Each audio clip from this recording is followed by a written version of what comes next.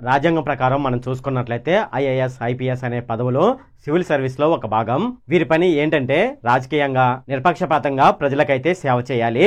ఇక ప్రజాప్రతినిధులు అయినటువంటి ఎమ్మెల్యేలు, ఎంపీలు, మినిస్టర్లు వీళ్ళు ప్రజల చేత ఎన్నుకోబడిన వాళ్ళు. అయితే ఈ ఐఏఎస్, ఐపీఎస్ అధికారులు ఏం చేస్తారంటే ప్రజాప్రతినిధులు అయినటువంటి ఎమ్మెల్యేలు, ఎంపీలు, మినిస్టర్లు యొక్క విధి నిర్వహణలో వీళ్ళైతే సహకరిస్తూ ఉండాలి. ఇటువంటి సమయంలో రాజ్యాంగం వీరికి తగినంత స్వతంత్రత అయితే ఇచ్చింది.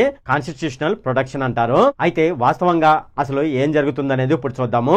నిజ జీవితంలో మనం చూసుకున్నట్లయితే ఐఏఎస్, ఐపీఎస్ లాంటి అధికారుల యొక్క పదోన్నతులు, పోస్టింగ్లు ప్రభుత్వంపై ఆధారపడి ఉంటాయి. ఇదే కొంతమేరకు ఐఏఎస్, ఐపీఎస్ లాంటి అధికారులను రాజకీయ నాయకులకు అనుకూలంగా చేస్తుంది. అంటే వాళ్ళు చెప్పినట్లు చేయకపోయినట్లయితే వీళ్లకు పోస్టింగ్లు, పదోన్నతులకు సంబంధించి కావలసిన ట్రాన్స్ఫర్లు అయితే ఉండవు. కాబట్టి ఐఏఎస్, ఐపీఎస్ లాంటి అధికారులు ప్రజాప్రతినిధులకు అనుకూలంగా వ్యవహరిస్తున్నారు. నిజంగా చెప్పాలంటే ఇప్పటి కాలంలో ఒక పర్ఫెక్ట్ నిర్ణయం తీసుకున్నటువంటి ఐఏఎస్ అధికారులను బదిలీలు చేస్తారు. అంటే పర్ఫెక్ట్ గా, నిజాయితీగా ఎవరైతే పనిచేస్తారో వాళ్ళనైతే బదిలీలు చేస్తారు. ఇలా బదిలీ చేయడాన్ని ట్రాన్స్ఫర్ రాజ్ అని పిలవడం జరుగుతుంది. కొన్ని చోట్ల మనం చూసుకున్నట్లయితే ఐఏఎస్, ఐపీఎస్ లాంటి అధికారుల పైన రాజకీయ నాయకులు అనవసరమైన ఒత్తిళ్లు అయితే తీసుకువస్తారు. ఇది వ్యవస్థను విచలనం చేస్తుంది. ఇక రాజ్యాంగం ప్రకారం మనం చూసుకున్నట్లయితే ఈ విధంగా రాజకీయ నాయకులకు ఐఏఎస్, ఐపీఎస్ లాంటి అధికారులు రాజకీయ నాయకులకు అనుకూలంగా ఉండి పనిచేయాలని రాజ్యాంగంలో ఎక్కడ లేదు. ఇది ఎప్పుడు జరుగుతుందంటే రాజకీయ వ్యవస్థలో లోపం ఉండడం వల్ల, పాలనలో రాజకీయ నాయకుల యొక్క హస్తం పెరిగిన దృష్ట్యా ఇలా జరుగుతుంది. దీనినే సిస్టమాటిక్ ఫెయిల్యూర్ అని పిలవడం జరుగుతుంది. ఒక విధంగా చెప్పాలంటే దీన్ని రాజ్యాంగం లోపం అని చెప్పవచ్చు. పరిపాలన అనేది ప్రశాంతంగా సాగాలంటే సెకండ్ ఏఆర్సీ, ఇక్కడ ఏఆర్సీ అంటే అడ్మినిస్ట్రేటివ్ రిఫార్మ్స్ కమిషన్ అని అర్థం. అయితే ఇటువంటి సంస్థలు పలు సలహాలు కూడా ఇచ్చాయి. అవేమిటని మనం చూసుకున్నట్లయితే ఎవరైతే ఐఏఎస్, ఐపీఎస్ లాంటి అధికారులు ఉన్నారో వాళ్ళకైతే కనీసం 2-3 సంవత్సరాల వరకు బదిలీ చేయని పోస్టింగుల్లో వాళ్ళనైతే పెట్టాలని ఆ సంస్థ అయితే కోరింది. అలాగే సుప్రీంకోర్టు కూడా అదే చెప్పింది. దీనికి సంబంధించి ఒక కేసు అయితే ఉంది. ఆ కేసు ద్వారా సుప్రీంకోర్టు అయితే ఈ విషయం అయితే తెలిపింది. అదేమిటంటే టిఎస్ఆర్ సుబ్రహ్మణ్యం కేసు. అలాగే ప్రజలలో కూడా అవగాహన పెరగాలని ఆ సంస్థ అయితే చెప్పింది. ఇలా పెరగడం వల్ల రాజకీయ నాయకుల పైన ఒత్తిడి అనేది ఉంటుందని చెప్పింది. మన రాజ్యాంగం తటస్థమైన ప్రజాస్వామ్య వ్యవస్థనైతే కలిగి ఉంది. దానిని అమలు చేసే విషయంలో రాజకీయ నాయకుల ప్రభావం అయితే తప్పకుండా ఉంటుంది. ఇప్పటి కాలంలో ఐఏఎస్, ఐపీఎస్ లాంటి అధికారులు రాజకీయ నాయకుల యొక్క చెప్పు చేతల్లో నడవడం అనేది వ్యవస్థాపకమైన వైఫల్యం అని చెప్పవచ్చు. ఇన్స్టిట్యూషనల్ డిస్టార్షన్ అని అంటారు. ఇప్పుడు మనం ఈ వీడియోలో రాజకీయ నాయకుల యొక్క చెప్పు చేతల్లో ఐఏఎస్, ఐపీఎస్ లాంటి అధికారులు నడవాలా, ఒకవేళ వాళ్ళ చెప్పు చేతల్లో వీళ్ళు ఉండకపోతే ఐఏఎస్, ఐపీఎస్ లాంటి అధికారుల పైన ఎటువంటి వ్యతిరేక నిర్ణయాలు తీసుకుంటారు అనే విషయాన్ని మనం ఈ వీడియోలో డిస్కస్ చేద్దాము.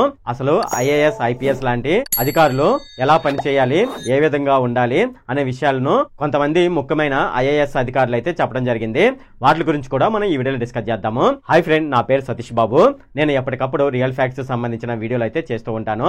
ఎవరైతే నా ఛానల్ ని మొట్టమొదటిసారిగా చూస్తున్నారో వాళ్ళైతే తప్పకుండా కిందున్న సబ్స్క్రైబ్ బటన్ మీద అయితే ప్రెస్ చేయండి. ఇలా ఒకసారి మీరు సబ్స్క్రైబ్ చేసుకున్నట్లయితే నేను ఈ వీడియో చేయడానికి పడిన కష్టానికి, అలాగే నా ఛానల్ కి మీరు కొంచెం సపోర్ట్ చేసిన వాళ్ళు అవుతారు. ఇప్పుడు మనం వీడియోలోకి అయితే వెళ్ళిపోదాం. అసలు సివిల్ సర్వీసెస్ కు సంబంధించిన పునాది అనేది ఏ విధంగా ఏర్పడింది అనేది ఇప్పుడు చూద్దాము. భారత సివిల్ సర్వీసెస్, దీనిని ఇండియన్ సివిల్ సర్వీసెస్ ఐసీఎస్ అని పిలవడం జరుగుతుంది. ఈ ఐసీఎస్ తర్వాతనే ఐఏఎస్, ఐపీఎస్, ఐఎఫ్ఓఎస్ అనే సేవలు అయితే ఉంటాయి. ఇక బ్రిటిష్ కాలం నాటి పరిపాలన విధానం ఏ విధంగా జరిగిందనేది ఇప్పుడు చూద్దాము.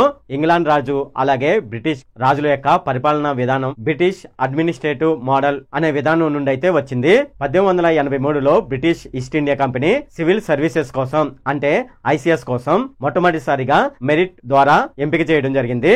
దీనిని మెరిట్ బేస్డ్ సెలక్షన్ అని అంటారు. బ్రిటిష్ పాలనను మెరుగుపరచడానికి ఐసీఎస్ ను లార్డ్ లాంటి గవర్నర్ కింద పబ్లిక్ సర్వెంట్ గా ఉపయోగించడం జరిగింది. ఇప్పటి కాలంలో ఈ ఐసీఎస్ సర్వీస్ యొక్క ముఖ్య ఉద్దేశం ఏంటంటే ప్రజలకు సేవ చేయడం కాదు, రాజుకి సేవ చేయడం. ప్రజలకు సేవ చేయడం కంటే ప్రభుత్వం యొక్క అధికారాన్ని పరిరక్షించడం దాని యొక్క ప్రధాన ఉద్దేశం. ఇప్పటి వరకు నేను చెప్పింది బ్రిటిష్ కాలం నాటి పరిస్థితులు. అయితే మనకు స్వతంత్రం వచ్చింది కదా, స్వతంత్రం వచ్చిన తర్వాత పరిస్థితులు ఏ విధంగా ఉండే అనేది ఇప్పుడు చూద్దాము. 1947లో మనకు స్వతంత్రం వచ్చిన తర్వాత సర్దార్ వల్లభాయ్ పటేల్ గారు స్పష్టంగా చెప్పడం జరిగింది. అదేమిటంటే సివిల్ సర్వీసెస్ లో ఉన్న అధికారులు రాజకీయాలకు అతీతంగా పనిచేయాలి, ప్రజలకు సేవ చేయాలి, కానీ రాజకీయ నాయకులకు బానిసలుగా ఉండకూడదు. అని ఆయన చెప్పడం జరిగింది. ఇక స్వతంత్రం వచ్చిన తర్వాత మనకు రాజ్యాంగం అయితే అమల్లోకి వచ్చింది కదా. అయితే రాజ్యాంగం అనేది అమల్లోకి వచ్చిన తర్వాత ఐఏఎస్ ఐపీఎస్ లాంటి సేవలు అందుబాటులోకి అయితే రావడం జరిగింది. అయితే ఈ ఐఏఎస్ ఐపీఎస్ లాంటి సేవలు రాజ్యాంగంలోని ఆర్టికల్ 312 ద్వారా ఈ సర్వీసులు అయితే అందుబాటులోకి అయితే వచ్చాయి. ఇక వీరి యొక్క ఉద్దేశం స్వతంత్రం వచ్చిన తర్వాత ఏ విధంగా ఉందంటే ప్రజాస్వామ్యంలో ప్రజల సంక్షేమం కోసం నిస్వార్థంగా పనిచేయడం, ఇది వీరి యొక్క ఉద్దేశం. అయితే ఇప్పటి కాలంలో చూసుకున్నట్లయితే అసలు ఎందుకు వీళ్ళు రాజకీయ నాయకులకు సలాం కొట్టవలసిన పరిస్థితి వచ్చిందనేది ఇప్పుడు చూద్దాము. భారత సివిల్ సర్వీస్ స్ట్రక్చర్ అనేది బ్రిటిష్ శైలి మీద ఆధారపడి ఉంది.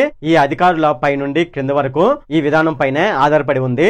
ప్రజల దగ్గర అధికారం అనేది లేకుండా అధికార యంత్రాంగం అనేది ఒక రాజకీయ నాయకుడి కింద ఉండడం వల్ల ఐఏఎస్ ఐపీఎస్ లాంటి అధికారులు రాజకీయ నాయకుల కిందే పనిచేయవలసిన అవసరం అయితే ఏర్పడింది. అలాగే ప్రజల చేత ఎన్నుకోబడిన రాజకీయ నాయకులే విధానాలను అంటే పాలసీస్ ని రూపొందిస్తారు.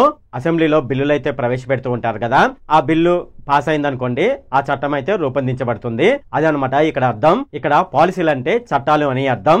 ఇక ఐఏఎస్ ఐపీఎస్ లాంటి అధికారుల పని చట్టాలు రాజకీయ నాయకులు చేస్తే ఆ చట్టాలను అమలయ్యేలా చూడడమే, అంటే ఎగ్జిక్యూట్ చేయడం. కానీ కొన్ని చోట్ల మనం చూసుకున్నట్లయితే రాజకీయ నాయకులు అధికారులను తమ వ్యక్తిగత పనులు చేయాలని వాళ్ళ పైన అయితే ఒత్తిడి చేస్తున్నారు. ఒకవేళ ఈ ఐఏఎస్ ఐపీఎస్ అధికారులు గనక వాళ్ళు చెప్పినట్లుగా వాళ్ళ చెప్పు చేతల్లో నడవలేదనుకోండి, వాళ్లకు ట్రాన్స్ఫర్లు అలాగే వాళ్లకు శిక్షలు అయితే వేస్తారు. అంతేకాకుండా వాళ్ళకు ప్రమోషన్లు ఉంటాయి కదా, ఆ ప్రమోషన్లు కూడా రానికోకుండా రాజకీయ నాయకులు అయితే చేస్తారు. ఐఏఎస్ ఐపీఎస్ లాంటి అధికారులు తమ జాబులో సెక్యూరిటీ ఉండాలన్నా తమకు సెక్యూరిటీ ఉండాలన్నా సరే వాళ్ళు తప్పనిసరిగా రాజకీయ నాయకుల యొక్క చెప్పు చేతల్లో నడవాలి అనే మైండ్ సెట్ అయితే పెరిగిపోయింది. ఇక సుప్రీంకోర్టులో టిఎస్ఎన్ సుబ్బారావు కేసు 2023లో జరిగింది.